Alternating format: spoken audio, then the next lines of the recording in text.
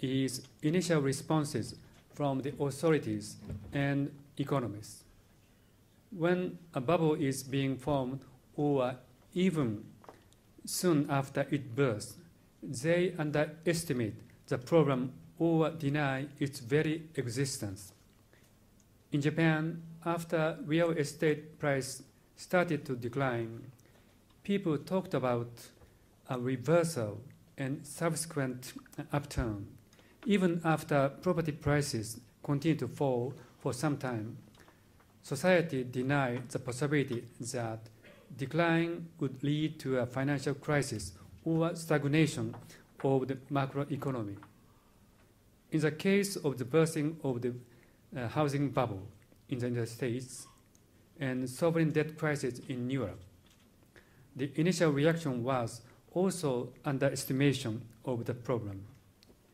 Even at a later stage, when experts agreed on the need for public support for financial institutions, such measures met with opposition from general public, influenced by the lingering effects of underestimation, which was also seen in the case of Japan. In particular, injecting public funds into financial institutions was universally unpopular across countries. Likewise, the provision of financial support from core countries to peripheral countries in the euro area is politically unpopular. The third similarity is policies adopted by central banks. In developed countries, short-term interest rate declined to close to zero, and central bank balance sheet expanded enormously. Since the second half of the 1990s, the Bank of Japan successfully introduced various unorthodox policy measures, including zero interest rate, commitment to maintain zero interest rate, quantitative easing, and the purchase of risk assets, including stocks held by financial institutions. After the subprime loan program materialized, the U.S. Federal Reserve adopted various policy measures that were often described as innovative. But in fact, many of them are essentially similar to measures previously adopted by the Bank of Japan. This fact demonstrates the unsurprising truth that central banks act similarly when confronting similar problems. If there was any major difference, it was that the Bank of Japan was a lonely forerunner and had to feel its way forward, making decisions in the uncharted territory of unorthodox policy. The fourth similarity is a decline of the effectiveness of monetary policy in an economy that is deleveraging, or in other words, that needs to address the problem of balance sheet repair. When it comes to the transmission mechanism of monetary policy, in Japan, lower interest rates had previously induced an increase in bank lending to small and medium-sized firms. This in turn increased business fixed investment, which drove economic recovery. This mechanism did not work, however, after the bubble burst. Similarly, in the United States, a decline in long-term government bond yields has not been fully transmitted to decline in effective rates of mortgage loans because borrowers with low credit scores have not refinanced at lower interest rates. In Europe, Spain is a prime example. Bank lending rates have risen due to higher interest rate for covered bonds, reflecting a deterioration in the quality of real asset collateral. I have gone through some similarities between the current state of the US, European economies, and Japan's experience. Needless to say, there are also differences. The first difference is the fact that Japan never became the epicenter of a global financial crisis. The most important reason for this is that the Japanese authorities did not allow the disorderly failure of financial institutions. In this regard, the most challenging time for Japan was 1997, when the brokerage Yamaichi Securities, with assets of 3.7 trillion yen or 19 billion pounds at that time, collapsed. Yamaichi Securities also had sizable presence internationally, especially in the European capital market. At that time, as was the case when Lehman Brothers failed, Japan did not have a bankruptcy law that enabled the orderly resolution of securities companies. Given such circumstances, the Bank of Japan decided to provide an unlimited amount of liquidity to Yamaichi Securities. This measure essentially enabled an orderly resolution by replacing all exposures to securities companies held by market participants both domestically and overseas with exposure to the Bank of Japan, and so prevented the materialization of systemic risk. This was truly a tough decision for the Bank of Japan. It was made without knowing whether the institution was solvent or insolvent, and eventually resulted in some losses. I would say, however, that benefit of preventing systemic risk from materializing far exceeded such costs. As a result, Japan did not experience a sharp and sudden plunge in economic activity like the one that followed the collapse of Lehman Brothers, and negative impact from financial turmoil in Japan did not spread to the rest of the world.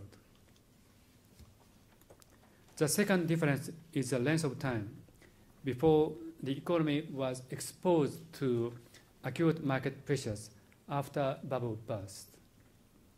In the Japanese case, non-performing assets were mainly loan assets, which were not marked to market.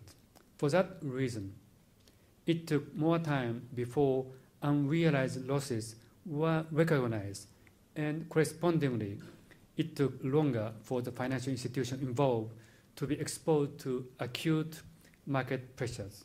On the other hand, in the recent case of the United States and Europe, the problem started in the securitized product market, which enabled the recognition at a relatively early stage of losses based on mark-to-market valuation, and therefore market pressure intensified earlier than in the Japanese case.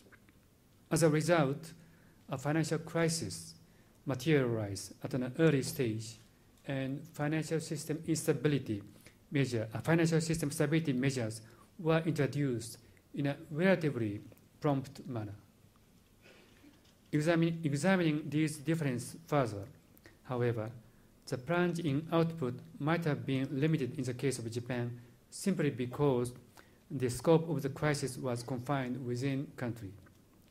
Even if financial system measures are introduced at an earlier stage, these measures do not mark the end of deleveraging that characterizes an economy after the bubble burst. What happened in Japan, the United States, and Europe was basically the same: the paying down of debt or deleveraging.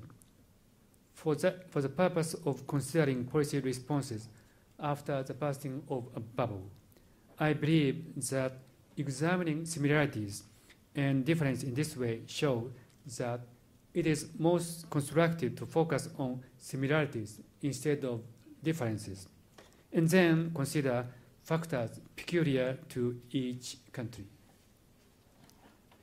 In order to explain these similarities and differences, I would like to comment on Japan's economy in a little more detail.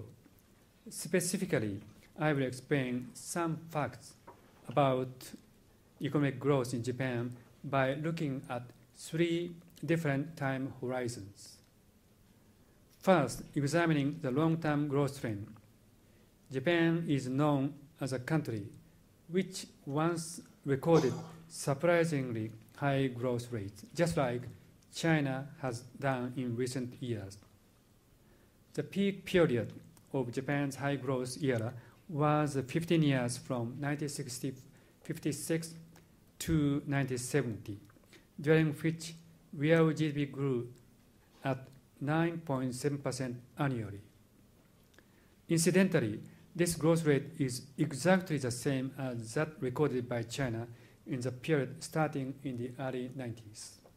However, the good times inevitably come to an end sooner or later for any country enjoying such high growth. This is because some of the conditions that support high growth, especially the labor supply from rural areas to cities and high rate of increase in labor force, will eventually reach their peak. Second is a medium-term horizon. Although Japan's high growth period ended in the 1970s, its rate of economic growth continued to be much higher than in other developed countries. Since the 1990s, however, Japan has ceased to be a high-growth economy, even in a relative sense. In the past 20 years, as I said before, Japan's growth rate has been very low at 1.0% annually in real terms and 0.4% in nominal terms. This is why the past 20 years are sometimes called Japan's two lost decades. Third is very short-term growth development. Japan's economic activity plunged after tragic earthquake and tsunami on March 11th last year, but recovery proceeded at a higher than expected pace thanks to efforts by companies, individuals, and public sector. Although Japan's economy is not immune to a slowdown in the global economy, compared to United States and Europe, the stability of Japan's financial system and financial market is notable, as evidenced by the risk spreads observed in funding market and corporate bond market. With the three-time horizon that I have just explained, hereafter I will focus on medium-term economic developments. Although I have used the phrase the two lost decades, the cause of low growth in Japan in the 1990s and 2000 were different, and it is somewhat misleading to discuss the two periods together. In the 1990s, low growth was mainly brought about by the deleveraging associated with unprecedented